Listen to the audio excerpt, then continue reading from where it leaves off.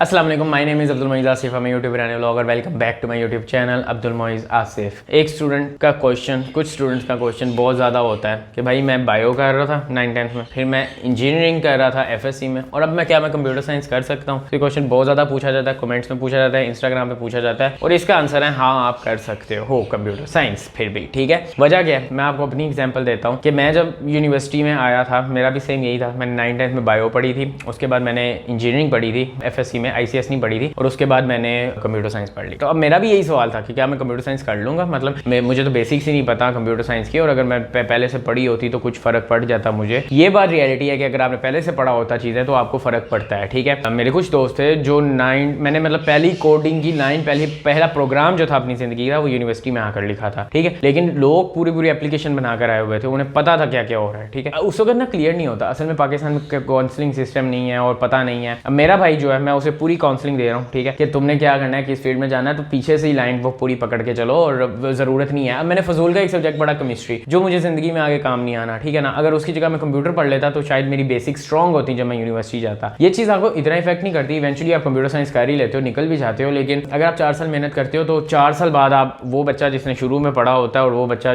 जो नहीं पढ़ के आया होता बराबर हो ही जाते हैं। लेकिन अगर आप मेहनत नहीं करते, वैसे ही मजे में कर रहे हो कंप्यूटर साइंस, तो फिर फर्क पड़ जाता है। ठीक है ना, एक बच्चा जो पहले से ही आपसे 2 कदम आगे है, उससे आगे निकलने के लिए आपको 2 कदम तेज चलना ही पड़ेगा ना। तो ये मेरे साथ हुआ था कि अब मैं अपने भाई को, मतलब मेरा जो छोटे आते हैं, जूनियर्स आते हैं, उन्हें मैं इस तरह से ही गाइड करता हूँ कि भाई जो सब्जेक्ट पढ़ना ही नहीं है वो आप ना पढ़ो ना, उसमें क्यों मेहनत करनी है, और जो आगे लेकर जाना है उसे पढ़ो। तो आप कर सकते हो। आपने बायो पढ़ी है, फिर इंजीनियरिंग की है, ठीक है, अब आपने पहले ही इंजीनियरिंग करनी। अब ये होता है ना कि 10th 9th-10th में बायो में ज़्यादा पढ़ने वाले स्टूडेंट्स ही जाते हैं, इट्स अ फैक्ट। तो बहुत से कम पढ़ने वाले बहुत मतलब स्टूडेंट होते हैं जो पढ़ने वाले होते हैं और दूसरी स्टडीज़ में जाते हैं। लेकिन मैं समझता हूँ बायो 9th-10th में पढ़ना ठीक है, क्योंकि आपको थोड़ा सा पता भी होना चाहिए, थोड़ी बहुत बातें पता होनी चाहिए, लीवर जिगर दिल कहाँ होता है, ठीक है, ये बातें थोड़ी सी पता होनी चाहिए। मुझे बड़ा फ़ायदा होता है इस सब के पढ़ने के। उसके बाद इंजीनियरिंग करो, ठीक है, मैथ्स की बजाय मेरे ख्याल से कंप्यूटर कर लेना ज़्यादा बेहतर है, मैं ये कहता होता हूँ। लेकिन उसमें भी यही होता है, ICS में मतलब वो स्टूडेंट्स जाते हैं जो कम पढ़ने वाले होते हैं यूजली, तो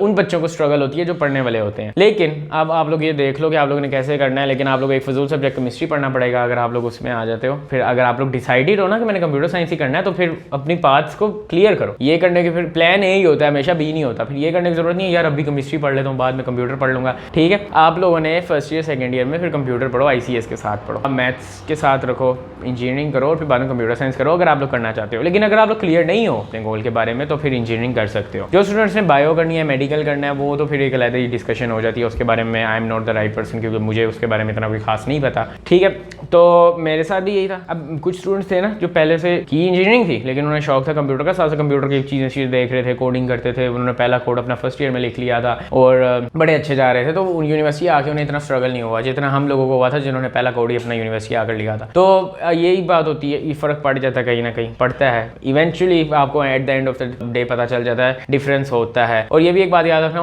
उन बच्चों में भी डिफरेंस होता है जो पैशन के थ्रू आए होते हैं, और जो एम आगे होते हैं उनमें भी डिफरेंस होता है। At the end of 4th year आपको पता चल जाता है कि हम कहाँ खड़े हैं और वो कहाँ खड़े हैं। तो अगर वो कहते नहीं है कि यहाँ तो पैशन को चूज कर लो, या तो जिसे चूज किया उसे पैशन बना लो। ठीक है ना, either make your decision right, ठीक है, इस तरह की कोई लाइन थी, अब मुझे याद नहीं है। Either make a right decision और मेक योर डिसीजन राइट, ठीक है ना। तो भाई जो फैसला आप लोगों ने लिया है उससे पैशनेट होकर काम करो उसमें, ठीक है, दिन रात लगानी पड़ती है भाई। कोडिंग एक स्किल है। अगर आप लोगों को पहला बैकग्राउंड नहीं है प्रोग्रामिंग का, कोडिंग का, तो भाई बाद में दिन रात लगाने पड़ेंगे, समझना पड़ेगा कि कैसे काम हो रहा है। बहुत एरर्स आते हैं, बहुत ये चीज़ पेशेंस रिक्वायर करती है कोडिंग प्रोग्रामिंग। पूरा दिन एक छोटा सा एरर सॉल्व करने में लग जाता होता है, ठीक है। तो यही बात होती है। आप लोगों ने मतलब ये भी छोटी सी बात थी जो मैं डिस्कस करना चाह रहा था, जिसका अक्सर मुझे यूजुअली क्वेश्चन आता होता है, तो मैंने कहा आप लोगों को बता दूं। और एक ये भी क्वेश्चन आता है कि क्या हम प्री मेडिकल की बात कर सकते हैं कंप्यूटर साइंस। हाँ, नस्ट में तो ये चल रहा है कि आप प्री मेडिकल के बाद कंप्यूटर साइंस कर सकते हो, क्योंकि जो आप प्री मेडिकल करते हो ना, टेस्ट जो है उसमें आप मैथ्स नहीं पढ़ते प्री मेडिकल में, लेकिन जो टेस्ट होता है उसमें मैथ आती है। मैथ्स लेकिन FSC वाली नहीं आती, क्वान्टिटेटिव मैथ आती है जो बेसिक मैथ होती है। उसमें क्या होता है कि मतलब just ratio, proportion, mean, median, mode, इस तरह की चीज़ें होती हैं। अब इसका मुझे एग्जैक्टली जो टॉपिक्स हैं वो अभी तो आपको सारे नहीं बता पाऊंगा, लेकिन ये नोट्स वगैरह में आपको मिल जाते हैं। तो आप लोग प्री मेडिकल के बाद भी हाँ कर सकते हो, कंप्यूटर साइंसेज प्री इंजीनियरिंग के बाद भी कर सकते हो, इतना फर्क नहीं पड़ता। लेकिन ये होता है थोड़ी सी स्ट्रगल ज़्यादा करनी पड़ती है। अब प्री मेडिकल के बाद आए हो तो ऑब्वियसली आप यूनिवर्सिटी में वो कैलकुलस वगैरह पढ़ोगे। अब जो बच्चे कैलकुलस वगैरह पढ़ के आए होते हैं उन्हें मसला नहीं होता फर्स्ट ईयर सेकंड ईयर में, लेकिन जो आप लोग प्री मेडिकल के हो